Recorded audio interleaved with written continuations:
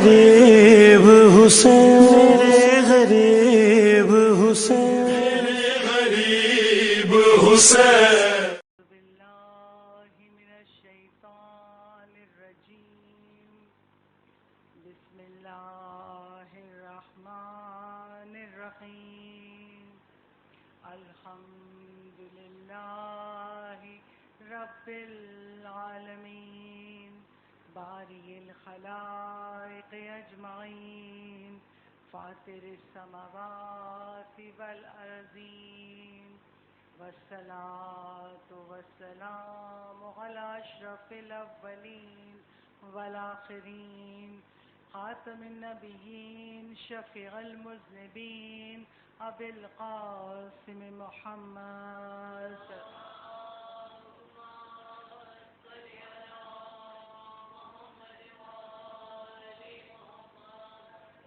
وعلى آلہ الطیبین الطاہرین المظلومین المعصومین ولعنۃ اللہ دائمۃ الباقیہ وعلى أعدائهم وقتلتهم أجمعين من الآن إلى قيام يوم الدين.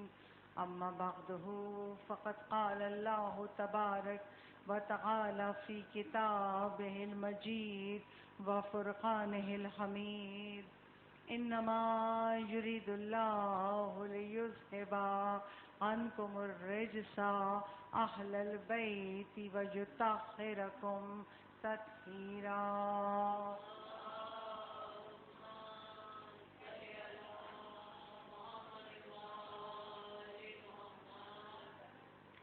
سب مل کے دعائے سلامتی امام زمان پڑھتے ہیں. دعا کی قبولیت کا وقت ہے. خدا کرے کہ ہمارے امام کے ظہور میں تاجر. بسم اللہ الرحمن الرحیم.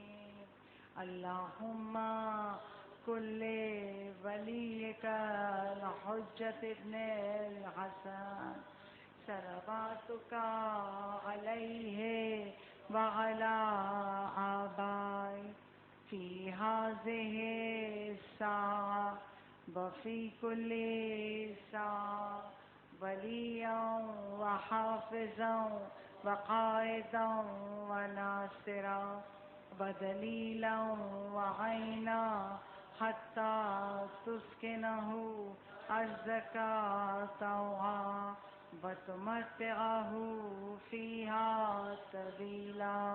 بآواز بلند نعرہ صلوات.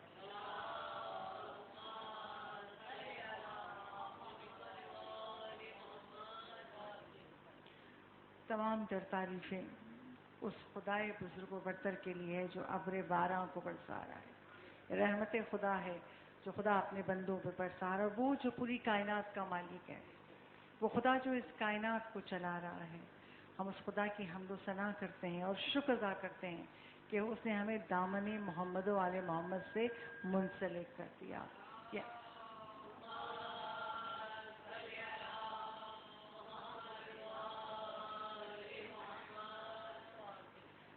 قرآن اور وارث قرآن کے عنوان کے تحت آج 5ویں مجلس آپ سب کی سماعتوں کی نظر ہے. اور آج کی مجلس کی ابتدا بھی گزشتہ مجالس کی طرح اسی آیت قرآن سے کروں گی کہ میں اور آپ گفتگو کر رہے ہیں کہ خدا قرآن میں کہہ رہا ہے وَاسْتَعِینُوا بِالصَّبْرِ وَالصَّلَاةِ، مجھ سے مدد مانگو صبر اور نماز کے ذریعے. مگر جب اس کا ترجمہ پڑھتے ہیں نا، پہلا جملہ مجھ سے مدد مانگو، یہ وہ کہہ رہا ہے جو ہر چیز پہ قدرت رکھتا ہے. یہ وہ کہہ رہا ہے کہ جس کے سامنے ہماری حیثیت ایک ذرے سے بھی کم ہے. کتنی گیلیکسیز کو چلانے والا، عرش کو چلانے والا، سیاروں ستاروں کو خلق کرنے والا ہم سے مخاطب ہو کے کہہ رہا ہے وَاسْتَعِینُوا بِالصَّبْرِ وَالصَّلَاةِ، مجھ سے مدد مانگو صبر، روزے اور نماز کے ذریعے. اور وہ خدا اپنے بندوں کو کتنا چاہتا ہے. ایک چھوٹی سی روایت پڑھ دوں. رحمت کی بارش ہو رہی، رحمت کی دعائیں آج مانگیے، خدا ہر ایک کی حاجت کو پورا کرے گا. چھوٹی سی روایت جو میں نے ایک عالم سے سنی تھی. وہ کہتے ہیں کہ جب حضرت موسیٰ کوہ طور پر مناجات کے لیے جاتے تھے تو راستے میں جا رہے تھے، ایک شخص ملا بڑا بے چین، بڑا اضطراب میں روتا ہوا. اور کہا موسیٰ آپ خدا سے کلام کرنے جا رہے ہیں نا، جب آپ جائیے گا تو میرے خدا سے کہیے گا مجھے معاف کر دے. کہا کیوں؟ کہا مجھ سے ایک گناہ ہو گیا ہے. اور رو رہا ہے، اس قدر اس کی بے چینی اتنی تھی کہ میں نے خدا کا گناہ کر دیا، خدا نے منع کیا تھا میں نے کر دیا. اپنے رب سے کہیے گا کہ مجھے معاف کر دے، اپنے لطف و کرم کے صدقے میں مجھے معاف کر دے. موسیٰ نے کہا اچھا میں خدا سے کہوں گا. اس روتے ہوئے شخص کو چھوڑا اور موسیٰ خدا کی بارگاہ میں آئے، مناجات شروع کی. تو کہا بار اللہ تیرا ایک بندہ مجھے ملا تھا، بہت بے چین تھا، بہت گڑ گڑا کر رو رہا تھا، اور اس نے کہا تھا میرے خدا سے کہہ دینا مجھے اپنے لطف و کرم کے صدقے میں مجھے معاف کر دے، مجھ سے گناہ ہو گیا ہے. رب ذوالجلال نے کہا اس سے کہہ دینا میں نے اس کو معاف کر دیا. اور مگر اس سے کہنا مجھے اس سے ایک شکایت ہے، یا آپ شکایت سنیں گے نا کلیجے پھٹ جائیں گے. کہا میں نے اس کو معاف کر دیا مگر اس سے کہنا مجھے اس سے ایک شکایت ہے.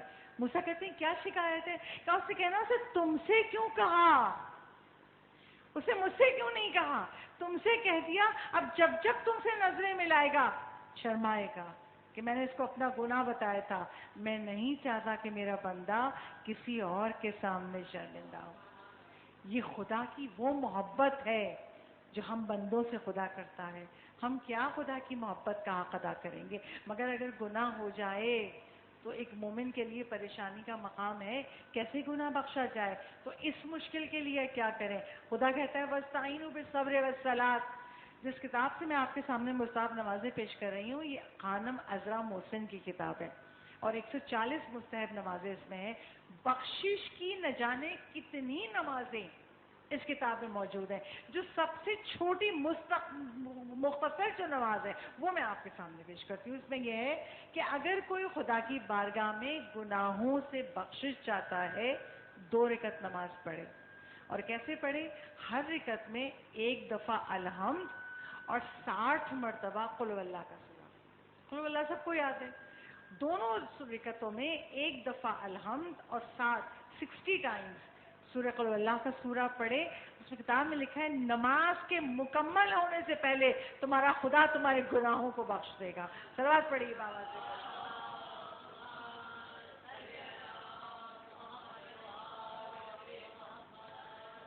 میں تو کہوں گی آج سے شروع کیوں نہ کریں، آج ہی کیوں نہ پڑھیں. آج جب خدا کی رحمتیں برس رہی ہیں تو ان برستی رحمتوں پہ کہتے ہیں جب خدا کے عرش کے دروازے کھل جائیں، بارش ہو تو جو دعا مانگو قبول ہوتی ہے. تو آج ہی ہم خدا سے اپنے گناہوں کی معافی کیوں نہ مانگیں. انشاءاللہ مجلس تمام ہوگی، ظہرین کی نماز پڑھیں گے تو انشاءاللہ اس 2 رکعت نماز کو بھی ادا کریں گے. تو رب ذوالجلال جو کہہ رہا ہے مجھ سے مدد مانگو، میں ہر پریشانی کا حل میرے پاس ہے، میں تمہاری پریشانیوں کو حل کر دوں گا. اور گناہ اگر کر دیا ہے تو مغفرت کی نمازیں بھی ہیں کہ ہم اپنے گناہوں کو بخشوائیں اور آئندہ نہ کرنے کا عہد کریں کہ خدایا آئندہ کی گناہ ہم نہیں کریں گے. قرآن اور وارث قرآن کے ذیل میں روزانہ میں آپ کے سامنے ایک خوبی بیان کرتی ہوں قرآن کی، اور جو قرآن کی خوبی ہے وہی خوبی وارث قرآن کی بھی ہے. محمد و آل محمد بھی وہی خوبی ہے. آج جو خوبی بیان کروں گی، قرآن بابرکت ہے اور وارث قرآن بھی بابرکت ہے. کیسے؟ دونوں باتوں کی ایک روایت آپ کے سامنے پیش کروں. کتاب عظمت قرآن اور جن کتابوں میں قرآن کے واقع اس کی کثرت سے یہ روایت آپ کو نظر آئے گی. وہ روایت کیا ہے؟ مدینے میں ایک شخص رہتا تھا، وہ چوری کیا کرتا تھا. رات کی تاریکی میں ایک گھر کی دیوار پھلانگ کے اس گھر میں گیا چوری کرنے.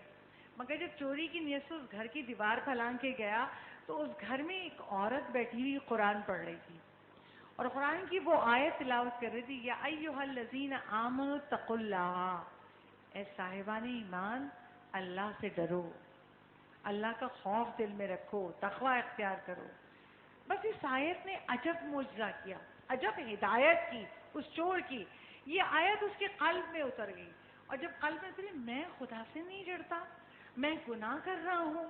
جس خدا نے مجھے زندگی دی، جس خدا نے مجھے ماں باپ دیے، جس خدا نے مجھ سے آسمان نہیں چھینا، جس خدا نے مجھ سے پانی نہیں چھینا، جس خدا نے مجھ سے دھوپ نہیں چھینی، نعمتوں میں ڈوبا ہوا ہوں مگر پھر بھی خدا کا گناہ کر رہا ہوں. اس آیت نے اس کے اندر ایک ہلچل پیدا کر دی. واپس دیوار کود کے آیا، چوری نہیں کی، واپس دیوار کود کے آیا اور گھر آ کے رونے لگا. ساری رات وہ روتا رہا، فجر کی اذان کا وقت ہوا، رسول خدا کا زمانہ ہے، جب فجر کی اذان کا وقت ہوا مسجد نبوی میں آیا، رسول کی امامت میں نماز فجر پڑھی اور رسول کے پیچھے تیسری صف میں بیٹھا ہوا تھا وہ۔ جب نماز تمام ہو گئی، لوگ جانے لگے، وہ بیٹھا وہیں رو رہا تھا۔ اس آیت نے اس کے روح کو بیدار کر دیا تھا، یعنی اس کا گریہ نہیں رک رہا تھا، اس طرح رو رہا تھا۔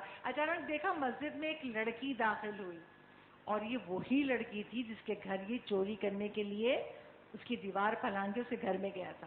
وہی عورت مسجد میں داخل ہوئی اور اللہ کے رسول کو سلام کرتی ہے اور رسول سے کہتی ہے، اللہ کے رسول، میں مدینے اس لیے آئی ہوں، میرے باپ اور بھائی جنگ میں مارے گئے، میرے علاقے میں کوئی بھی مسلمان نہیں تھا جو میرا سہارا بنتا، میں نے اپنے ماں باپ کے ساری جائیداد اثاثوں کو بیچا اور بیچ کے سونا خرید لیا، اور وہاں کوئی ایسا نہیں تھا کہ جس پر میں بھروسہ کرتی کہ یہ مسلمان ہے، یہ عزیز ہے، میں وہ سونا لے کے سب بیچ کے سونا خرید کے اور میں مدینے میں آ گئی، مگر اللہ کے رسول کل کوئی شخص میرے گھر میں چوری کی نیت سے کودا تھا، وہ واپس تو چلا گیا مگر اس نے میرے گھر کا سونا دیکھ لیا ہے، آپ کچھ ایسا کر دیجئے کہ میری حفاظت ہو جائے۔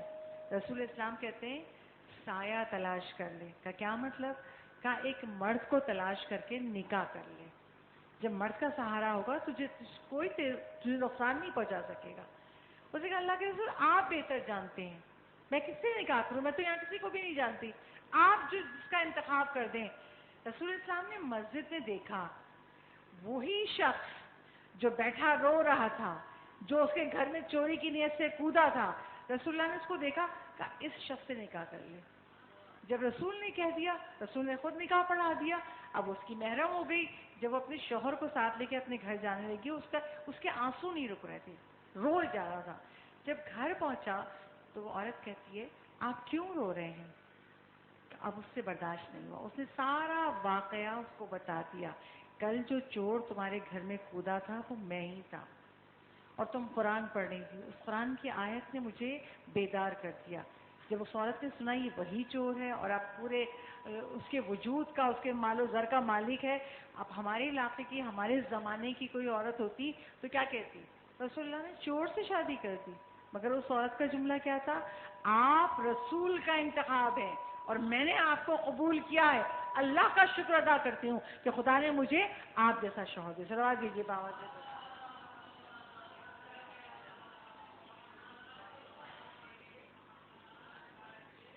یعنی قرآن کتنا بابرکت ہے، ایک جو چور تھا، تہی دست تھا، اللہ نے اس کو ایسے برکت عطا کی کہ اس کا نکاح بھی ہو گیا، زوج بھی مل گئی، مال و زر بھی مل گیا، گھر بھی مل گیا، اتنی برکت اللہ نے اس کو دے دی کہ وہ کون سی نعمت ہے جو اس کے پاس نہیں تھی۔ تو جس طرح قرآن بابرکت ہے، ایسے ہی وارث قرآن بھی بابرکت ہے۔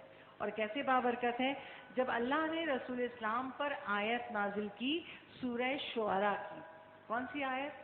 دعوت ذی العشیرہ کی، وَأَنذِرْ عَشِیرَتَکَ الْأَقْرَبِینَ، ڈراؤ اپنے رشتہ داروں کو۔ اچھا ڈراؤ کیوں؟ دیکھیے رسول مبشر بھی ہیں، نذیر بھی ہیں، جنت کی خوشخبری بھی دیتے ہیں اور جہنم کے عذاب سے بھی ڈراتے ہیں۔ تو آیت میں یہی آیا ہے وَأَنذِرْ عَشِیرَتَکَ الْأَقْرَبِینَ، اپنے عزیزوں کو ڈراؤ، پیغام حق دو۔ اب جب یہ پیغام آ گیا، رسول اسلام نے اپنے چچا ابو طالب سے کہا قریش کے سرداروں کو بلائیے، 40 سردار ہیں، کہ قریش کے سرداروں کو بلائیے اور اللہ کا حکم آ گیا، میں پیغام پہنچاؤں گا۔ اب میرا دل چاہتا ہے میں ہاتھ جوڑ کے رسول خدا سے کہوں اللہ کے رسول، مکے میں خانہ خدا بھی تو ہے، توحید کا پہلا جلسہ ہونے جا رہا ہے، توحید کا اعلان آپ امت کے سامنے کریں گے تو خدا کے گھر میں کیوں نہیں کرتے؟ ابو طالب کا گھر کیوں؟ تو یقیناً بارگاہ الہی سے یہی جواب آئے گا، اس لیے ابو طالب کا گھر، ابھی علی پیدا نہیں ہوئے ہیں کہ جو خانہ کعبہ کے بتوں کو توڑ دے، ابھی خانہ کعبہ کے اندر بت ہیں اور بت کے سامنے خدا کی توحید کا اقرار نہیں ہوتا، اس لیے میں نے ابو طالب کے گھر کو چنا ہے۔ جب ابو طالب کے گھر کو چن لیا، رسول نے کہا اہتمام کیجئے کھانے کا، ہم کھانا کھلائیں گے۔ اب کیا اہتمام ہو؟ حضرت ابو طالب نے ایک جو ران تھی بکرے کی، اس کو ران کو بھونا اور ایک پیالے میں دودھ، کس کے لیے؟ 40 افراد کے لیے، اور ان میں سے ایک ایک آدمی ایسا تھا جو اکیلا پورا بکرا کھا جاتا تھا. اب اس کے 40 لوگ بیٹھے، ایک ران ہے بنی ہوئی اور ایک پیالے میں دودھ. مگر رسول نے کہا آپ گھبرائیے نہیں. جو کھانا رکھ دیا گیا، رسول نے اس سے اپنے ہاتھ مس کر دیے. جیسے رسول کے دستے مبارک مس ہوئے، اب اس میں برکت پیدا ہو گئی. آنے والے 40 سردار آئے. اچھا میرا دل چاہتا ہے میں خدا سے کہوں، خدا تو قوم بنی اسرائیل پر من و سلوہ نازل کرتا ہے، جب توحید کا پہلا جلسہ ہے آسمان سے کچھ نازل کر دے. یہ ابو طالب کے گھر میں کھانا کیوں؟ تو رب ذوالجلال یہی کہے گا میں جانتا ہوں ابو طالب کا نمک سب سے پہلے کھلا رہا ہوں، تاکہ بعد میں یہ ابو طالب کو کافر نہ کہیں یہ مومن کے گھر کا نمک کھا رہے ہیں. اس لیے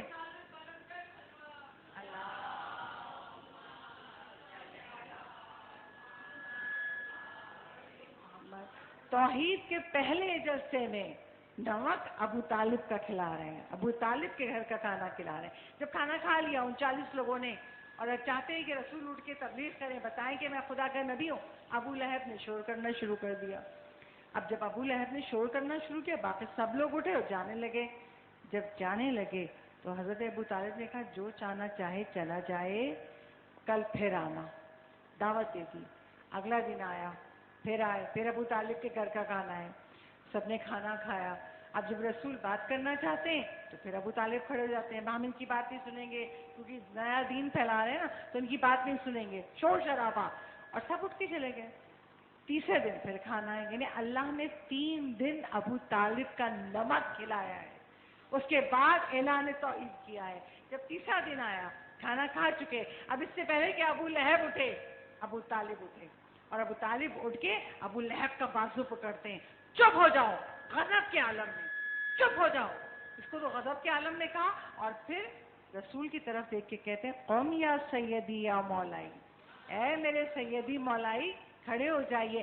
عرب میں کسی چچا نے کسی بھتیجے کو مولائی اور سیدی کہہ کے نہیں پکارا تھا، یہ رسول پکار رہے ہیں. اور پروردگار عالم نے چاہا، کہہ دیا اعلان، دیکھ رہا ہے خدا بھی، کہا ابو طالب تم نے 40 کے سامنے میرے حبیب کو مولا کہا ہے، اگر 1 لاکھ کے مجمع میں غدیر خم میں تمہارے بیٹے کو مولا نہ بنا دوں تو خدا نہ کہنا.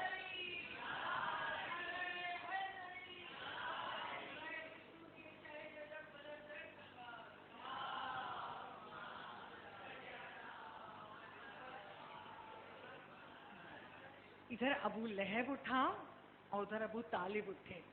ابو لہب کا بازو پکڑ کے کہا رک جا، چپ ہو جا.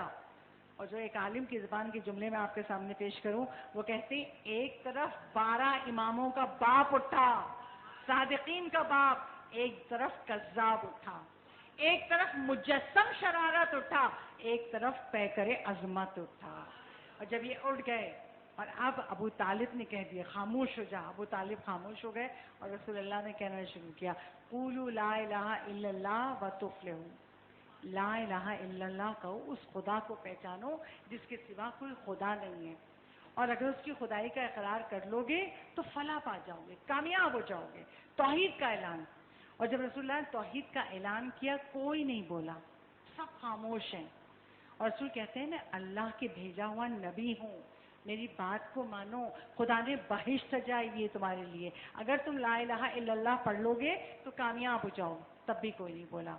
اب رسول نے کہنا شروع کیا جو میری مدد کرے گا وہ میرا وصی ہوگا، میرا بھائی ہوگا، اور میرا مددگار جو میرا جانشین ہوگا. سوائے مولائے کائنات کے کوئی نہ اٹھا. اور مولا علی کی عمر کیا تھی؟ 13 سال.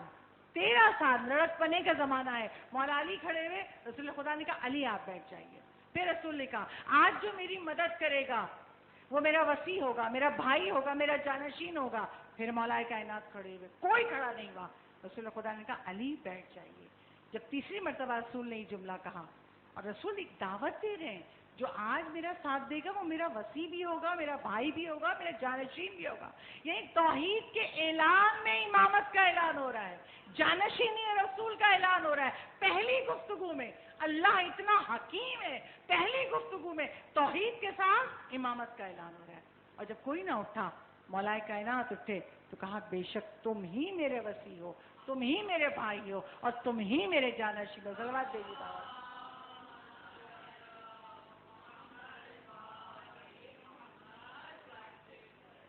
آپ نے دیکھا جس طرح قرآن بابرکت ہے کہ ایک تہی دست کو اللہ غنی کر دے، سونے کے ڈھیر کا مالک بن گیا، ایسے ہی وارث قرآن بھی بابرکت ہیں.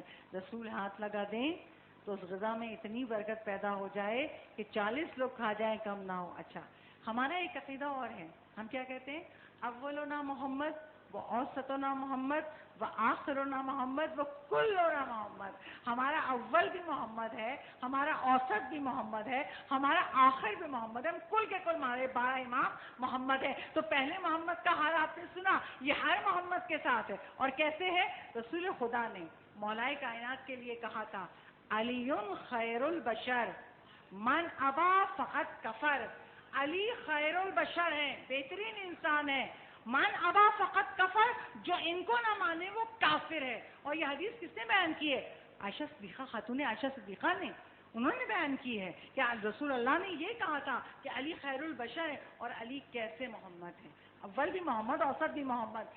سامرہ میں شیخ عباس قمی کے استاد محدث نوری کا طریقہ یہ تھا کہ سامرہ میں رہتے تھے، ہر شب جمعہ 50 دینی طالب علموں کو اپنے گھر دعوت دیتے تھے. جمعے کے دن 50، شب جمعہ 50، 2 دن میں 100 طالب علموں کو اپنے گھر دعوت پہ دیتے تھے اور کھانا کھلاتے تھے. ایک دفعہ ایسا ہوا کہ دعوت نامہ جو گیا وہ بجائے 50 کے 100 کو چلا گیا. اب طالب علم کھانا کھلا رہے ہیں، خود کو اتنے بڑے جائیداد کے مالک نہیں ہیں، اب پریشان ہو گئے، اتنا پیسہ نہیں ہے پاس میں. اب لوگوں سے کہوں آپ نہ آنا تو بری بات ہے، کسی کو دعوت چلی جائے منع کرنا. اب کریں تو کیا کریں؟ کسی نے کہا آقائے فتح علی سلطان آبادی کے پاس جائیے. یہ اپنے زمانے کے اتنے جید عالم تھے کہ جب لوگ ان کے درس خارج میں جاتے تھے تو ایک ہی آیت کو بیان کر رہے ہوتے تھے، مگر جو 60 دن، علماء کہتے ہیں ہم 60 دن ان کے درس میں گئے، اسی آیت کے 60 معنی بیان کیے اور دلیلوں سے سمجھا کے. اتنے بڑے عالم تھے. کہا ان کو بلا لو، وہ حل کر دیں گے مشکل.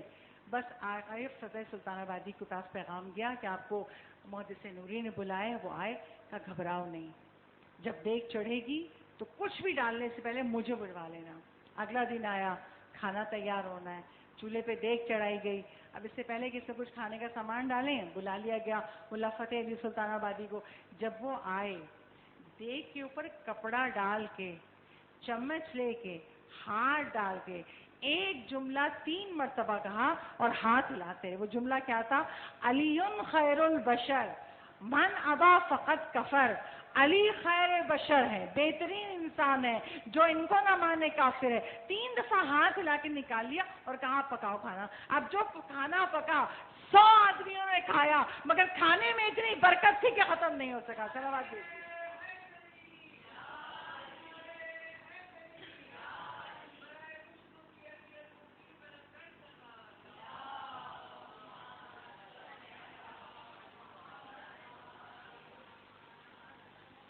قرآن بھی بابرکت ہے، وارث قرآن بھی بابرکت ہے.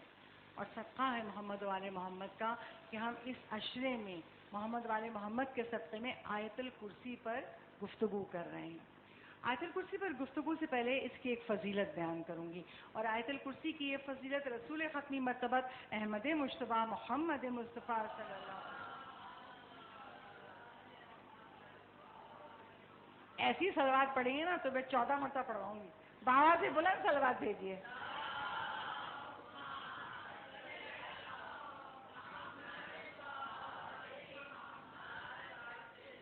رسول اسلام کہتے ہیں اگر کوئی ایک تسبیح آیت الکرسی کی پڑھے، یعنی تسبیح کے ہر دانے پر آیت الکرسی پڑھے، تو اس کا اجر و ثواب جو خدا میں نامہ اعمال میں لکھتا وہ یہ کہ جیسے اس نے ساری زندگی خدا کی عبادت کی ہو. ایک تسبیح آیت الکرسی آپ کہتے ہیں 1 گھنٹے میں پڑھ لیں گے، آدھے گھنٹے میں پڑھ لیں گے، مگر اجر کیا ہے کہ رسول کہہ رہے ہیں اس کی نامہ اعمال میں لکھا جائے گا کہ اس نے ساری زندگی خدا کی عبادت کی ہے. اور رسول کہتے ہیں اگر کوئی پریشانی اور اضطراب کے عالم میں ہو، آپ سب بھی اس بات کی گواہی دیں گی، جب ہم بہت پریشان ہوتے ہیں نا، کوئی اچانک ناگہانی پریشانی ہو جائے تو کبھی کبھی ذہن ساتھ نہیں دے رہا ہوتا کیا پڑھیں. دعائیں جانتے ہیں، تسبیحات جانتے ہیں، مگر ذہن ساتھ نہیں دے رہا ہوتا پڑھیں تو کیا پڑھیں. رسول اسلام کہتے ہیں جب کبھی پریشانی اور اضطراب ہو، بے چینی ہو، تو تمہیں چاہیے کہ تم صلوات پڑھو، آیت الکرسی پڑھو اور سورہ بقرہ کی آخری 2 آیتیں جو آمن رسول بما انزل الیہ، جو سورہ بقرہ کی آخری 2 آیتیں، ان 2 آیتوں کو پڑھ کے صلوات پڑھو، پروردگار عالم خود تمہاری استغاثہ کو پہنچے گا. یعنی اتنی جلیل القدر ہے یہ آیت الکرسی اور سورہ بقرہ کی آخری 2 آیتیں. جب تم پریشانی میں ان کو پڑھو گے اول آخر درود کے ساتھ تو پروردگار عالم تمہارے استغاثہ، تمہاری مدد کو پہنچے گا. تو بس اللہ کرے کہ ہم آیت الکرسی کے پابند رہیں، ہمارے لبوں پہ وقت آخر بھی آیت الکرسی ہو. مولا کہ ہم اس دنیا میں آئیں تو ایسے آئیں، ماں کے پیٹ سے اس دنیا میں آئے ہمیں پتہ نہیں چلا، بارالہ اس دنیا سے جب عالم برزخ میں جائیں تو ہمیں پتہ نہ چلے. بس یہ مولا کا قرب چاہیے اور مولا کی امداد چاہیے. تو آیت الکرسی کی فضیلت کے بعد کل کی مجلس تک ہم اس منزل تک پہنچے تھے وَيَعْلَمُ مَا بَيْنَ أَيْدِيهِمْ وَمَا خَلْفَهُمْ. اللہ سب کچھ جانتا ہے، جو پچھلے ہمارے اعمال ہیں ان کو بھی جانتا ہے، جو ہم آگے کرنے والے ہیں ان کو بھی جانتا ہے، ہر زمانے کے ہر حالات کو جانتا ہے. آج کی منزل میں جو آیت الکرسی کا جملہ پڑھیں گے سمجھیں گے وہ کیا؟ وَلَا يُحِيطُونَ بِشَيْءٍ مِّنْ عِلْمِهِ إِلَّا بِمَا شَاءَ. ترجمہ کیا ہے؟ کوئی اللہ کے علم میں سے کسی ایک چیز کا بھی احاطہ نہیں کر سکتا. یعنی اللہ کا علم اس قدر وسیع ہے کہ تم اللہ کے اگر پورے علم میں سے کسی ایک چیز کو بھی جاننا چاہو، حاصل کرنا چاہو، تم احاطہ نہیں کر سکتے. پھر کیا کہا اللہ نے؟ الا بما شاء، مگر جسے خدا خود دینا چاہے، جسے خدا خود دینا چاہے. اچھا اب ایک جملے پہ غور کیجیے گا، ہمارے پاس کھربوں ڈالر آ جائیں، ہم کسی کو دینا چاہیں گے؟ نہیں. ہمارے پاس محلوں جیسے گھر آ جائیں، کوئی ہمیں کہ فلاں کو دے دو، ہم دیں گے؟ عام سے شخص کو نہیں دیں گے. کسی کے پاس 8-10 بیٹے ہو جائیں، کہا ایک بیٹا اپنی بہن کو دے دو، اس کی اولاد نہیں ہے، دیں گے؟ نہیں دیں گے. وہ خدا جو اس کائنات بنانے والا ہے، پوری کائنات کا مالک و مختار ہے، کتنی گیلیکسیز کا مالک ہے، اس کے آگے ہماری حیثیت کیا ہے؟ ایک ذرے سے بھی کم. وہ ہم سے کہہ رہا ہے کہ میں اس کو علم دے دیتا ہوں جس کے اندر ظرف ہوتا ہے، جو اس قابل ہوتا ہے اس کو میں اپنے علم میں سے عطا کر دیتا ہوں. اچھا کیسے عطا کر دیتا ہے؟ روایت بیان کروں آپ کے سامنے. رسول ختم مرتبت احمد مجتبیٰ محمد مصطفیٰ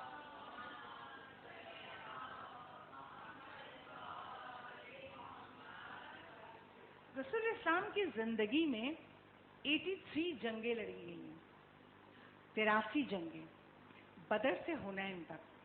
اور ایک جنگ ایسی تھی کہ جب رسول خدا نے مولا علی کو بھیجا جنگ فتح کرنے کے لیے، علی جاؤ مقابلہ کرو. مولا گئے. اب 2-3 روز گزر گئے، کوئی خیریت کی خبر نہیں آ رہی. رسول اسلام صحابہ کے درمیان بیٹھے ہوئے اور رسول نے کہنا شروع کیا 2-3 دن ہو گئے میں نے اپنے بھائی کو نہیں دیکھا، مجھے اپنا بھائی بہت یاد آ رہا ہے. رسول یہ جملے کیوں کہہ رہے ہیں؟ دنیا پہچان لے میں علی سے کتنی محبت کرتا ہوں. کہا مجھے اپنا بھائی بہت یاد آ رہا ہے، میں نے 2-3 دن سے اس کی شکل نہیں دیکھی ہے. پھر رسول اسلام کہتے ہیں، اب صحابہ بیٹھے ہوئے مسجد میں، تم میں سے جو بھی سب سے پہلے مجھے علی کی خیریت کی خبر سنائے گا وہ جو مانگے گا میں اس کو عطا کروں گا. اب جب رسول نے کہہ دیا جو مانگے گا، اب لوگ کھڑے ہوئے، ہم جو چاہے آج رسول سے مانگیں گے رسول عطا کریں گے. رسول صادق ہیں، جو جملہ کہہ دیا اس پر قائم ہے.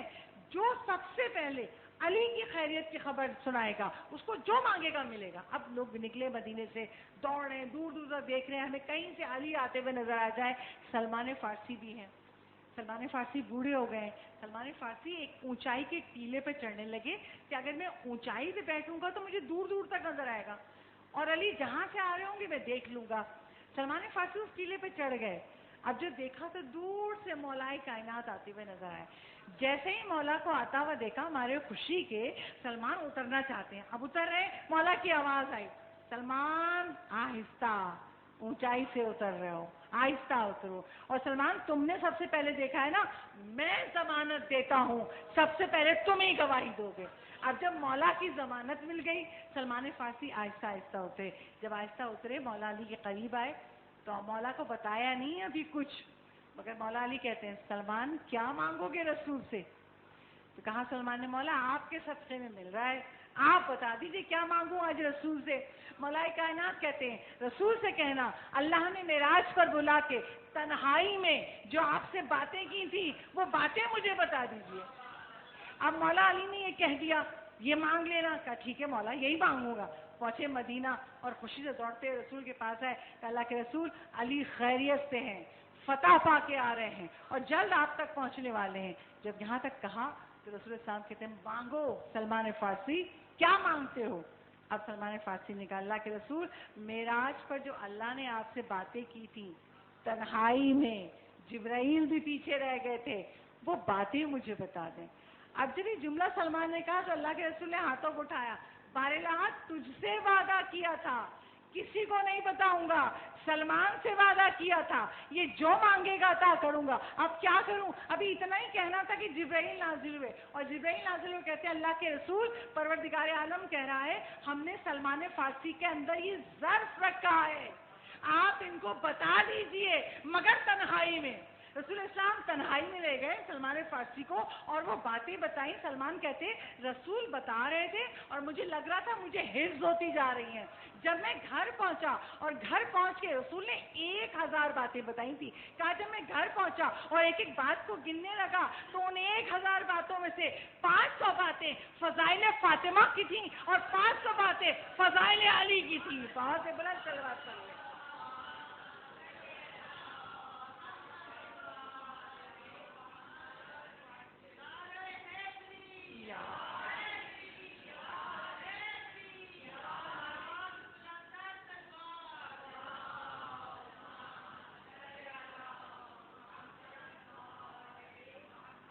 اب اس آیت الکرسی کے اس جملے سے ولا یحیطون بشیء من علمہ الا بما شاء ہمیں کیا سبق ملتا ہے؟ قرآن قیامت تک کے انسانوں کے لیے, ہمارے لیے ہمیں کیا سبق ملتا ہے؟ ہمیں ہمارے لیے اللہ نے کیا میسج رکھا ہے؟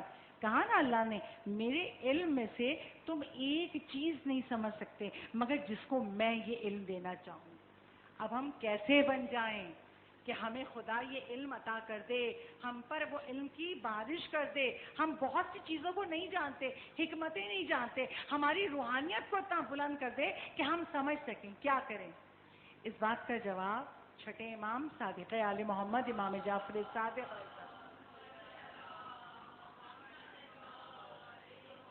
میں اتنا جانتی ہوں جہاں علی کے شیعہ بیٹھے ہوں بارش کی آواز کم ہوگی, آپ کی صلوات آ ہوگی. بہت ہی بلند صلوات دیجیے.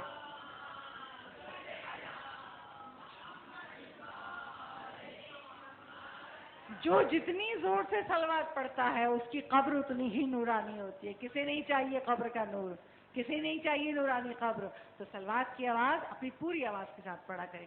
اب ہم کیا کریں کہ خدا علم ہمیں بھی دے دے.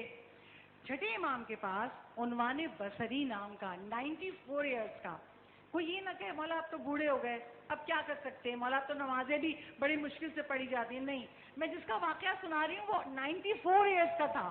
عنوان بصری اہل سنت میں سے تھا. مدینے پہنچا اور چھٹے امام کے پاس آیا. امام مالک کا ماننے والا تھا کہ میں امام جعفر صادق سے کچھ علم حاصل کروں.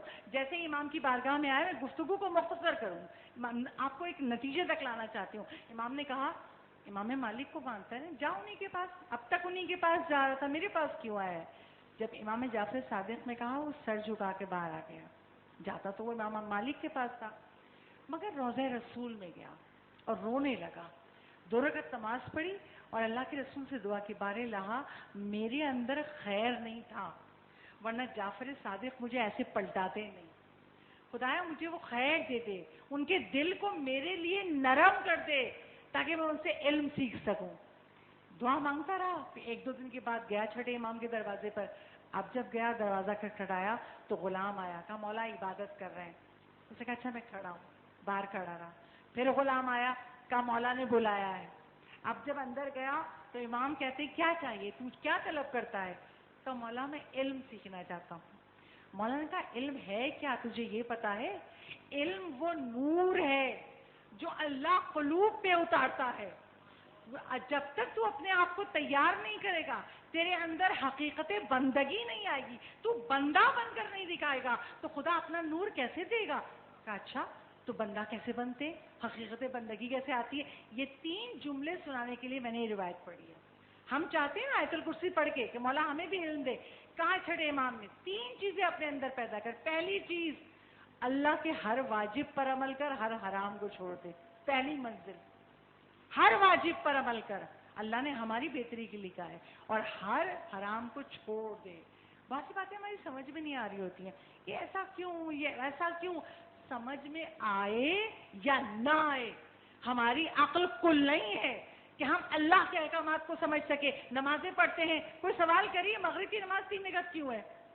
سب نمازیں 2 رکعت کر کے 4 رکعت ہے، کوئی 2 رکعت ہے، کہ ایک ہی نماز 3 رکعت کیوں ہے؟ کیا جواب ہے؟ جو اللہ چاہے. اس اللہ نے 3 رکعت نماز دی، ہم 3 رکعت پڑھیں گے. خدا کی حکمتوں کو ہم نہیں سمجھ سکتے، تو بس کہا کہ پہلی چیز پیدا کر اپنے اندر، جو چیز سمجھ میں آئے نہ ہے، حکم خدا ہے، عمل کرنا ہے. واجب پر عمل، حرام کو چھوڑ دینا ہے. دوسری چیز، دنیا میں کسی بھی چیز کا مالک اپنے آپ کو نہ سمجھ. مال، دولت، اولاد، گھر، جو چیز بھی ہے اس کو اپنا مالک مت سمجھ. اللہ نے تیری ملکیت میں دے دیا تو تیرا ہے، اور اللہ لے لے گا تو ختم. آج دنیا میں ہے، زندہ ہے، مال و دولت بھی ہے، اولاد بھی ہے، عزت بھی ہے، دنیا کا بہت سا اثاثہ ہے. مر جائیں گے، روح نکلی، قبر میں ڈالا جائے گا، کچھ بھی ہمارا نہیں ہے، صرف نیک اعمال جو قبر میں ہمارے کام آئیں گے. تو چھٹے امام کہتے پہلی چیز واجبات پہ عمل کرو، محرمات کو چھوڑ دو. دوسری چیز، دنیا میں کسی بھی چیز کا مالک اپنے آپ کو مت سمجھو. اور تیسری اور آخری چیز، اپنے تمام امور خدا کے سپرد کر دو. پریشان ہو کسی چیز کے لیے، کیسے ہوگا؟ بارالہ تو جانتا ہے، تو کائنات چلانے والا ہے. جو کائنات چلا رہا ہے وہ میرے معاملات کو نہیں سنبھال سکتا. افوض امری الی اللہ ان اللہ بصیر بالعباد. سارے امور خدا کے سپرد کر دیجئے، کیونکہ وہ کائنات چلا رہا ہے اور وہ آپ کے امور کو بھی دیکھ لے گا. جب یہ 3 صفتیں تمہارے اندر پیدا ہو جائیں گی، تمہارا دل اس قابل ہو جائے گا کہ اللہ اپنا علم تمہارے قلب میں دے دے. اور جب اللہ دیکھتا ہے نا کسی کو کوئی حرام سے بچ رہا ہے، میں نے ہر حشر میں بات کہی، تقویٰ 5 چیزوں کا نام ہے. حرام سے بچنا، واجب پہ عمل کرنا، مستحب پہ عمل کرنا، مکروہ کو چھوڑ دینا، اور پھر مباح کو بھی چھوڑ دینا. پہلا اسٹیپ کیا ہے؟ سب سے پہلی قدم گناہ کو چھوڑنا. جو صاحب تقویٰ بن جائے، اللہ اس کو کیسے علم دیتا ہے. ہمارے زمانے کا ابھی 1951 میں انتقال ہوا ہے، رجب علی خیاط درزی ہیں. ایران کی چھوٹی سی دکان تھی ان کی، اور وہ درزی تھے. اللہ نے ان کو کتنا علم دیا تھا، کسی کا چہرہ دیکھتے تھے اس کے مرحومین کا قبر کا حال بتا دیتے تھے. کسی کا اللہ کا دیا ہوا علم ہے، کسی کا چہرہ دیکھتے تھے اس کی مصیبت کی پریشانی کی وجہ بتا دیا کرتے تھے، حل بتا دیتے تھے. تو یہ ان کو مرتبہ کیسے ملا؟ گناہ سے بچنے میں. اور کیسے؟ رجب علی خیاط کہتے ہیں جوانی کے زمانے میں میں نماز کا پابند تھا، میں نماز شب کا پابند تھا. ایک روز میری ماں نے عرش پکایا. عرش کیا ہے؟ جیسے ہمارے یہاں حلیم بنتا ہے نا، ایسے وہاں پہ عرش پکتا ہے. بھائی میرا دوسرے بنتا ہے تو پڑوسیوں کے بھی جائے گا. لو آپ نے عرش کھا لیا، ہمیں نہیں دیا. اس کا بڑی اخلاقی بڑی اہم چیز ہے یہ. پکایا ان کی ماں نے عرش، اور پکا کے چھوٹی سی دیگچی میں نکال کے کہا یہ سامنے والے گھر میں دے آؤ. رجب علی خیاط اس سامنے والے گھر میں جانا نہیں چاہتے تھے. کیوں؟ اس گھر کی جو لڑکی تھی وہ گمراہ تھی، اور وہ وہی کرنا چاہتی تھی جو زلیخا نے یوسف سے کرنا چاہا تھا. وہی منزل تھی. اور رجب علی خیاط اس گھر میں جانا نہیں چاہتے تھے. جب ماں نے کہا ماں یہ دے کر آ جاؤ، کہا میں نہیں جاؤں گا. ماں کو غصہ آیا، کہا بڑے دیندار بنتے ہو اور ماں کی بات کو رد کر رہے ہو، میں کہہ رہی ہوں لے کے جاؤ. اب جب ماں کا حکم مل گیا تو بے چین. اب کریں تو کیا کریں؟ امام زمانہ سے متوسل ہوئے، یا مولا میں 3 روزے رکھوں گا منت کے، میں لے کے جا تو رہا ہوں مگر مولا اس لڑکی کی ماں گھر میں ہو، کیونکہ پتا اگر وہ تنہا ہوگی تو گناہ کی دعوت دے گی. مستقل امام سے توسل کرے، امام بس میں 3 منت کے روزے مانتا ہوں، میں رکھوں گا کہ اس لڑکی کی ماں گھر پہ ہو. اب یہ جو کہتے ہوئے جا رہے ہیں، مگر خدا کبھی کبھی امتحان لیتا ہے نا. کیوں؟ خدا نے کچھ اجر دینا ہوتا ہے. اب خدا نے امتحان لینا تھا. جب اس کا دروازہ کھٹکھٹایا تو وہی لڑکی سامنے آئی، اس کی ماں گھر میں نہیں تھی. انہوں نے دیگچی سامنے رکھ دی. اب اس نے کہا میں گرم گرم دیگچی تو نہیں اٹھاؤں گے، اندر آ کے رکھو. اب یہ اندر جانا نہیں چاہتے. دیکھا قریب سے ایک پڑوسی عورت گزر، دیکھا بیٹا اندر رکھ دو، گرم ہے، اس سے گر جائے گا. جب پڑوسی عورت نے گزرتے ہوئے کہہ دیا اب تو واجب تھا اٹھا کے اندر رکھنا تھا. اب جو اس دیگچی کو گرم اٹھا کے اندر رکھا، اس نے گھر کا دروازہ بند کر دیا اور وہ گناہ پہ آمادہ کرنے لگی. رجب علی خیاط دوڑتے ہوئے چھت پہ گئے، کہا میرے قریب مت آنا، میرے جسم کے قریب میں ہاتھ نہیں لگانا. کہا میں تو آؤں گی. جب انسان گناہ پہ آمادہ ہو جائے، غفلت میں آ جائے تو بڑا جدر ہو جاتا ہے، پھر ڈرتا نہیں ہے کسی سے. رجب علی خیاط کہہ خبردار میرے پاس میری طرف نہ آنا. میں تو آؤں گی. کیا کر لو گے؟ کہا میں چھت سے چھلانگ لگا دوں گا. اس نے سوچا کون مرتا ہے, کون اپنی جان کو دیتا ہے, اسے ایسے ہی کہہ رہا ہے. کہا میں تو قدم بڑھاؤں گی. وہ آگے بڑھی, رجب علی خیاط نے چھت سے چھلانگ لگا دی. چھت سے چھلانگ لگائی, اونچی ہے چھت. کہا جب میں چھت سے گرا, زمین تک آنے سے پہلے مجھے لگا درمیان میں کسی نے پکڑ لیا ہے اور مجھے بڑے آرام سے نیچے اتار دیا. میں اس کے چنگل سے نکل آیا تھا. اب جو میں گلی میں چلنے لگا, ایک بار کی ظہرین کی اذان ہوئی, مگر جو اذان کی آواز میرے کانوں میں جا رہی ہے اس کا ایک ایک جملہ میری روح میں اتر رہا تھا. آج مجھے وہ روحانیت مل رہی تھی اذان کی آواز سن کے جو میں نے کبھی محسوس نہیں کی تھی. اور اسی کے بعد اللہ نے حجابات ہٹا دیے اور میں تمام حالات کو جاننے لگا جو نہیں جانتا تھا. صلوات بھیجیے بابا.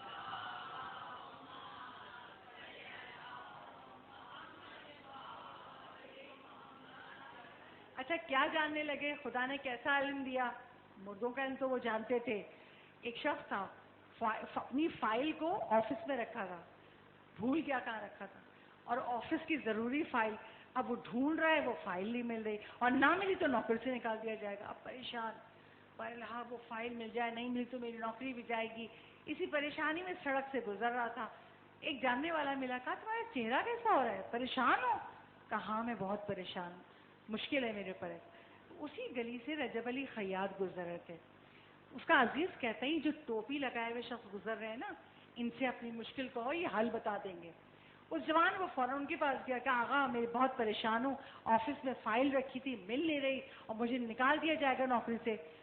رجب علی خیاط نے اس کا چہرہ دیکھا اور چہرہ دیکھ کے کہا 4 سال ہو گئے تمہاری بہن کو بیوہ ہوئے اور تو ایک دفعہ بھی اپنی بہن کے پاس نہیں گئے. اتنے شقی ہو, اس کے بچوں کو نہیں پوچھا, اسی لیے تم پر یہ مصیبت آئی ہے. جاؤ جا کے اپنی بہن کو راضی کرو.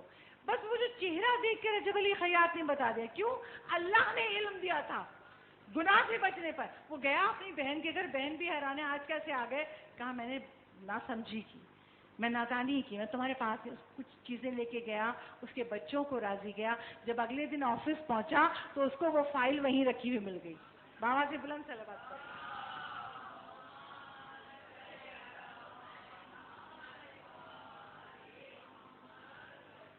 آج ہم کو اپنے بچوں کو یہی سکھانا ہے. آج ہمارے بچے جو بہت آرگیومنٹ کرتے ہیں نا, تو کچھ مائیں کہتی ہے نیا دور ہے, بچے الیکٹرانک میڈیا پہ ہوتے ہیں, آج کے بچے سوال بہت کرتے ہیں. دیکھیے ہر زمانے کا انسان یکساں ہے. ہمیں جب ہماری ماں یا ہماری دادی یا نانی کوئی بات کہتی ہے, امام نے یہ کہا ہے, بس امام کا لفظ آ گیا اور ہمارے ذہن تیار ہو گئے. امام نے کہا ہے تو یہی ہوگا, یہی ثواب ملے گا. امام نے کہا ہے اس کو چھوڑ دو تو یہ.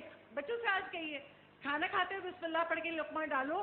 جو بسم اللہ پڑھ کے کھانا کھاتا ہے اللہ ایک پیچھے ایک فرشتے کو کھڑا کر دیتا ہے, جب تک کھانا کھاتے رہو گے وہ تمہارے لیے استغفار کرتا رہے گا. تو آج کے بھائی کیا نہیں, بچہ پوچھے گا کہا ہے فرشتہ دکھاؤ, تو کیا ہم یہ نہیں کہہ سکتے بچے سے ہوا ہے نظر آ رہی ہے, یقین ہے نا ہوا ہے تو ہم زندہ ہیں, آکسیجن فضا میں ہے, تار میں کرنٹ ہے, سوئچ آن کرتے ہیں تو بلب جل جاتا ہے, کرنٹ کہاں ہے نظر آ رہا ہے. ہم نے ہتھیار ڈال دیے. آج جو ہماری نسل اتنی تشنا ہو کے فیس بک پہ یوٹیوب پہ جا جا کے فلاں نے یہ سوال کیا, ہمارے فلاں عالم جواب دے, یہ ہماری نسل تشنا اس لیے ہے کہ ہم نے غفلت کی. ہم جس طرح ہمارے بڑوں نے ہم تک پہنچایا دین, ہم نے اس طرح اپنے بچوں کو نہیں پہنچایا. اگر ہم اپنے بچوں کے دلوں میں اپنے امام کی ان بات کو ڈال دیتے, دنیا کچھ کہے, جو امام نے کہہ دیا وہ حقیقی ہے, وہی ہوگا. جھوٹ بولو گے تو منہ سے کراہیت کی بدبو نکلتی ہوئی عرش تک جائے گی, فرشتے نفرت کریں گے. اب آج کل کی مائیں نہیں کہتی, کیوں؟ بچہ کہے گا مجھے تو اسمیل نہیں آ رہی, آپ کو کہاں سے آ رہی؟ بہت سی چیزیں ہمیں نظر نہیں ہے. میٹا فزکس کیا ہے؟ کچھ چیزیں فزکس ہیں, کچھ چیزیں میٹا فزکس ہے, ہمیں نظر نہیں آ رہی مگر ہے.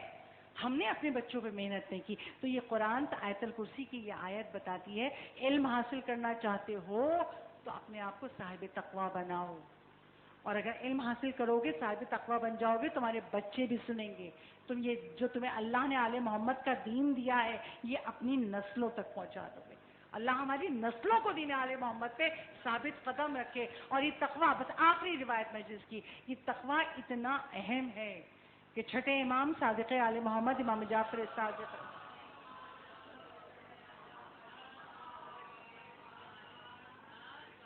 آج ہم سب کی تمنا ہے ہم اپنے امام زمان کے چہرے پر نور کی زیارت کر سکیں. یہ کم سے کم زیارت نہیں کر سکتے تو مولا ہم سے راضی ہوں, ہم سے ناراض نہ ہوں. اور چھٹے امام کیا کہتے ہیں؟ اگر تم امام زمانہ کے مددگار بننا چاہتے ہو 3 کام کرو.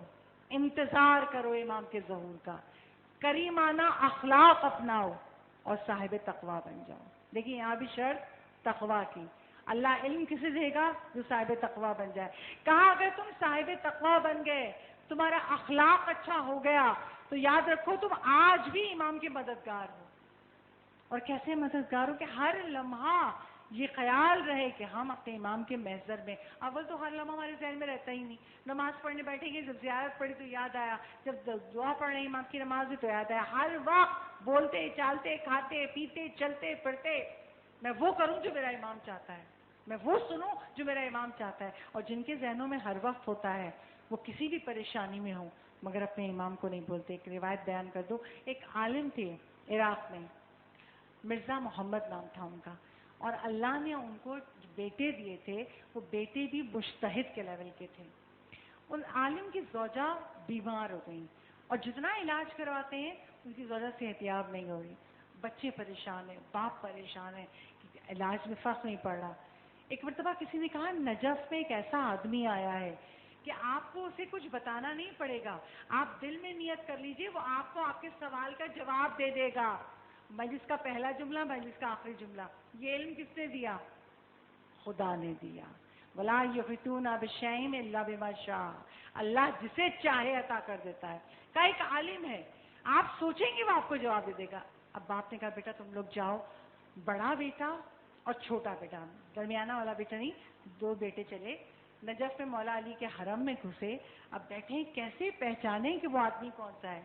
دور سے دیکھا ایک شخص امام کے حرم میں داخل ہو رہا ہے, کپڑے پھٹے پرانے ہیں مگر چہرے پہ اتنا نور ہے جلالت کا کہ دل نے کہا یہ وہی شخص ہے. وہ قریب آئے, انہوں نے سلام کیا. کیا آپ ہی بتاتے ہیں جو دل میں حاجت ہو اس کا سوال کا جواب؟ کہا میں ہی بتاتا ہوں. پھٹے پرانے کپڑے پہنے ہیں. کہا اچھا ہم سوچتے آپ ہمیں جواب دیجئے. اب بڑے بیٹے نے جو سوچا کیا کہ ہماری ماں صحتیاب ہوگی یا نہیں ہوگی, اس کو نہیں پتا یہ کیا سوچ رہے, یہ اللہ کا دیا ہوا علم ہے, اور اس کو نہیں پتا. کہا اچھا تسبیح ہاتھ میں ہے, تسبیح کے دانوں کو گھمایا. کہا آپ نے جس کے متعلق سوچا ہے اس کے جسم کو پیر سے لے کے سر تک مرض نے اپنی لپیٹ میں لے لیا ہے, اور 2 سے 3 دن کے اندر اس کا انتقال ہو جائے گا. اب بیٹے نے سنا میری ماں نہیں بچے گی, بہت بیمار ہے.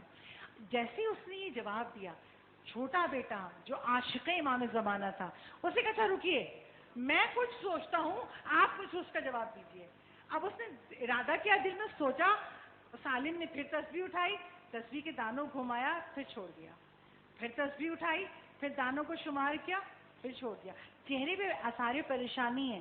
پھر تسبیح کے دانوں گھمائے. کہا آپ بتا کیوں نہیں رہے, بار بار تسبیح گرتی ہے, بار بار آپ گنتے. کہا تم نے جس کے بارے میں سوچا ہے پہلے میں نے اس کو مکے میں دیکھا, جب دوبارہ تسبیح اٹھائی اس کو مدینے میں دیکھا, پھر دوبارہ تسبیح اٹھائی اس کو مشہد میں دیکھا.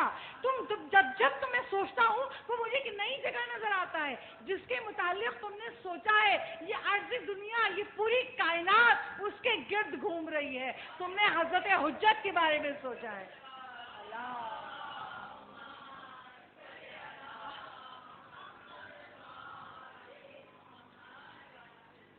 تم نے جس کے بارے میں سوچا ہے وہ کائنات کا امام ہے. کہ ایک لمحہ یہاں نظر آتے ہیں, ایک لمحہ وہاں, پورے زمان و مکان کے امام ہیں, جو ہم صاحب الزمان کہتے ہیں نا, ہر زمانے کے امام ہیں. اور آج امام زمان کو ہم اون و محمد کا پرسا دیں گے. مولا ہماری عبادتوں میں یہ عبادت بھی خدا کی بارگاہ میں جائے گی کہ جب بارش برس رہی تھی ہماری آنکھوں سے آنسو برس رہے تھے, غم حسین میں ہماری آنکھیں رو رہی تھیں.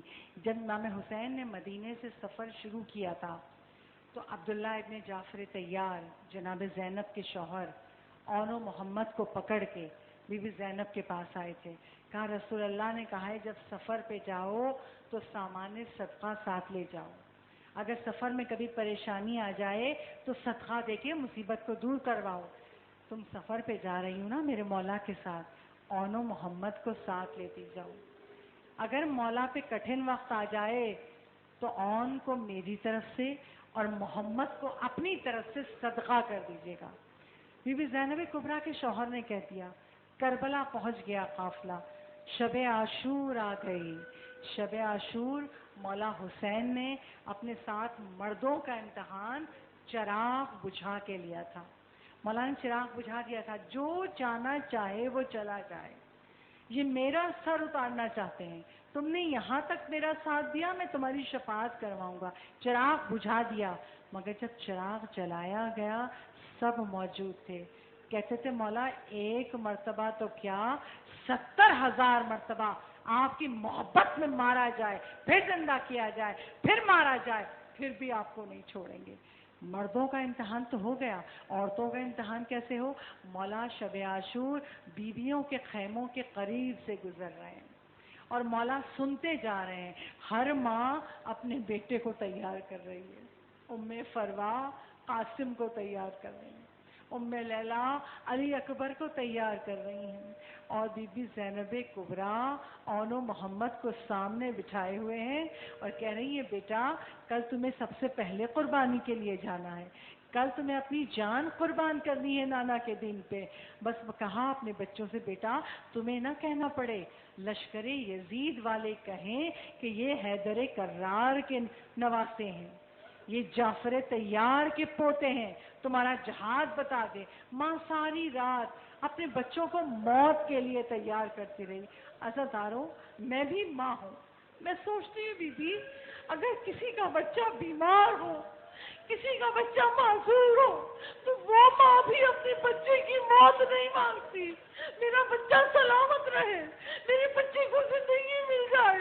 مگر بی بی آپ کی تو چاند چہرے والی بیٹے ہیں، بی بی آپ اپنے بچوں کو موت کے لیے تیار کر رہی ہے. روز عاشور نمودار ہوئی، سب اجازت لے کے مولا کے اصحاب مقتل میں جا رہے ہیں.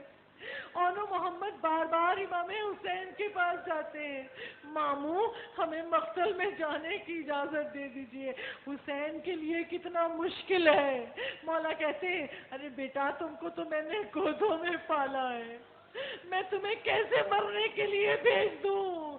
ارے بار بار جاتے ہیں، اجازت نہیں ملتی. ایک بار کی ماں کے خیمے میں آئے. اب جب ماں کے خیمے میں آئے نا تو ماں نے چہرہ دیکھتے ہی پہلا سوال یہ کیا ارے ابھی تک زندہ کیوں ہو؟ ماں بچوں کی زندگیاں مانگتی ہے اور اس ماں کو ہم سب کا سلام یہ اپنے بچوں سے کہہ رہی ہے اب تک زندہ کیوں ہو؟ بچے کہتے ہیں اماں ہم بار بار جاتے ہیں مگر ماموں ہمیں اجازت نہیں دیتے. زینب کبریٰ نے اپنے بچے کے بازوؤں کو پکڑا، ایک ہاتھ میں اون کا بازو تھاما، ایک ہاتھ میں محمد کا بازو تھاما. مولا حسین کے خیمے میں آئی. اس سے پہلے کہ زینب کچھ کہتی مولا حسین کہتے ہیں زینب کچھ کہنا چاہتی ہو؟ کہاں بھیا، اور اس امید سے کہنا چاہتی ہوں جب بھی آپ سے کچھ مانگا ہے آپ نے رد نہیں کیا.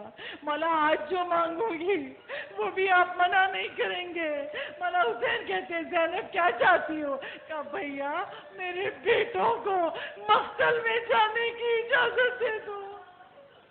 ایک ماں اپنے بچوں کی موت مانگ رہی ہے، مولا میرے بچوں کو مقتل میں جانے کی اجازت دے دو. مولا سر جھکا کے کھڑے ہیں، آنکھوں سے آنسو گر رہے ہیں. کہا زینب جا میں نے تیری خواہش کو قبول کیا، آج تو قربانی کا دن ہے، جا میں نے تیرے بچوں کو اجازت دی. ادھر اون و محمد کو اجازت ملی. عباس علمدار نے اون و محمد کو تیار کیا، اون کو اٹھا کے گود میں گھوڑے پہ بٹھایا، محمد کو اٹھا کے گود میں گھوڑے پہ بٹھایا. جب بچے گھوڑے پہ سوار ہو گئے زینب کبریٰ قریب آئیں اور قریب آ کے بچوں کے کان کے قریب کہنے لگی بچوں اگر لڑتے لڑتے نہر فرات تک پہنچ جاؤ تو پانی نہ پینا، ابھی علی اصغر پیاسا ہے، سکینہ پیاسی ہے. میں ہاتھ جوڑ کے کہوں گی بی بی ہم بھی مائیں ہیں، اگر ہمارا بچہ چند گھنٹے پانی نہ پیے تو مائیں بے چین ہو جاتی ہیں، پانی پیش کرتی ہیں، مگر بیوی تیرے بچے تو 3 دن کے بھوکے پیاسے ہیں اور بچوں کو پانی پینے سے منع کر رہی ہیں، اگر فرات تک پہنچ جاؤ تو پانی نہ پینا۔ بچوں نے جہاد کیا اور اس شان سے جہاد کیا کہ لشکر یزید والے پکار اٹھے، یہ حیدر کرار کے نواسے ہیں، یہ جعفر طیار کے پوتے ہیں اور ہم ان کو زیر نہیں کر سکتے۔ ایک بھائی جنگ کرتے ہوئے نہر فرات تک پہنچا، دوسرے بھائی نے صدا دی، اماں کی نصیحت یاد ہے، پانی کے قریب مت جانا۔ عزاداروں چاروں طرف سے گھیر کے حملہ ہوا، اون گرے، گھوڑے سے محمد گرے اور گرتے ہوئے آواز دی، مامو ادرکنی، مولا ادرکنی۔ ارے اس آواز کا سننا تھا۔ امام حسین کھڑے ہوئے، کہا عباس چلو، میں دونوں لاشیں نہیں اٹھا سکتا۔ عباس علمدار گئے، ایک کے لاشے کو عباس نے اٹھایا، ایک کے لاشے کو مولا حسین نے اٹھایا، خیمے میں آئے اور لا کے لاشوں کو زمین پر لٹا دیا۔ جب بھی مولا حسین کوئی لاشا لاتے تھے تو خیمے کے دروازے پہ زینب سب سے آگے ہوتی تھی۔ اب مولا نے لاشیں رکھ دی زمین پر، زینب نظر نہیں آئی۔ فضا سے پوچھا، فضا میری بہن کہاں ہے؟ کہا آپ کی بہن برابر خیمے میں بیٹھی ہیں۔ کہا بلا کے لاؤ میری بہن کو۔ فضا گئی، کہا بی بی چلیے آپ کے بیٹے آ گئے۔ زینب کبریٰ کہتی ہے، ارے میں نے اس لیے تھوڑی بھیجا تھا کہ واپس آ جائے۔ فضا کہتی ہے بی بی آپ کے بچے شہید ہو گئے، لاشیں آئے ہیں۔ زینب کبریٰ خیمے میں آئی، آ کے مولا حسین کے سامنے کھڑی ہیں۔ ایک بار کی مولا حسین کہتے ہیں، زینب تیری خواہش تھی، تیرے بیٹوں کو مقتل میں بھیج دیا، اب میری خواہش ہے اپنے بچوں کو کلیجے سے لگا لے۔ جیسے ہی بھائی کا حکم سنا، زینب کبریٰ لاشوں کے درمیان بیٹھی، سر کو سجدے میں رکھا، معبود تیرا شکر ہے، تیرا شکر ہے میرے بچوں نے مجھے سرخرو کر دیا۔ ایک مرتبہ اون کا لاشا اٹھا کے کلیجے سے لگایا، اون کی شہادت ہو چکی تھی، محمد کو اٹھایا، محمد کے لب ہل رہے تھے، ماں نے اپنا سر قریب کیا، محمد کہہ رہے تھے اماں آپ نے منع کیا تھا، ہم نے ارے فرات کے قریب بھی گئے، ہم نے پانی نہیں پیا۔ عزاداروں یہ کہہ کے محمد کی روح پرواز کر گئی۔ زینب کبریٰ کھڑی ہوئی اور سب سے کہا خبردار کوئی نہ رونا، میں نے اپنے بچوں کو صدقہ کیا ہے، یہ وہ ماں ہے کہ جس کے بچوں پہ گریہ کیجئے آوازوں کے ساتھ۔ یہ ماں اپنے بچوں کو نہیں روئی، نہ کربلا میں، نہ کوفہ میں، نہ شام میں، رہا ہو گئی، کربلا آئی تب بھی نہیں روئی۔ جب مدینہ پہنچ گئی تو مدینہ پہنچ کے جب اپنے گھر میں داخل ہوئی، دیکھا تخت پہ 2 مسلح بھی تھے، دونوں مسلحوں کو اٹھایا، کلیجے سے لگایا، ماں تمہارے بنا جی نہیں سکے گی، ارے بچوں اپنی ماں کو بھی بلا لو۔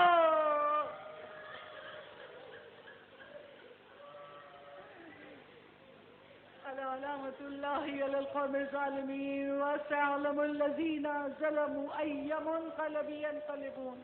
بار لحاظ تجھے محمد و آل محمد کے وصائف کا واسطہ ہماری اس قلیل عبادت کو ہم سے قبول فرما لے۔ معبود ان آوازوں پہ اپنی رحمت نازل فرما۔ امام فرماتے ہیں جو ہمارے جھٹتے آوازوں سے روتا ہے خدا ان کی آوازوں پر رحمت نازل کرتا ہے۔ خدایا ہم سب کے تمام گناہان صغیرہ و کبیرہ معاف فرما دے۔ خدایا امام زمانہ کے ظہور میں تعجیل فرما دے۔ سب لوگ مل کے آمین کہیں، خدایا امام زمانہ کے ظہور میں تعجیل فرما دے۔ ہم سب پریشان حال ہیں، ہم سب کی پریشانیوں کو، دل کی حاجتوں کو خدایا پورا کر دے۔ جو بیمار ہیں، برکت علی مولدینہ بہت بیمار ہیں، گل بانو جن کا لیور ٹرانسپلانٹ ہونا ہے، خدایا ان سب کو غیر سے شفاء کلی عطا فرما۔ جو لا ولد ہے اسے اولاد عطا فرما، جو صاحب اولاد ہے ان کی اولاد کو نیک صالح بنا دے۔ خدایا ہماری اولادیں جو بڑی ہو گئی ہیں ان کے اچھے بر بھیج دے، جو بے گھر ہے اسے گھر عطا کر دے۔ عزت ہماری امام حسین کی حفاظت فرما، ملک پاکستان کی حفاظت فرما۔ خدایا ہمارے آئمہ کے روزوں کے در کھول دے، کربلا کا در کھول دے، ہم روزہ حسین کی زیارت کر سکیں۔ اور خدا ہماری آخری دعا، جب ہمارا امام ظہور فرمائے اور صدا دے تو لبیک کہنے والوں میں ہم سب آگے آگے ہوں۔ ربنا تقبل منا انک انت السمیع العلیم۔ ماتم حسین۔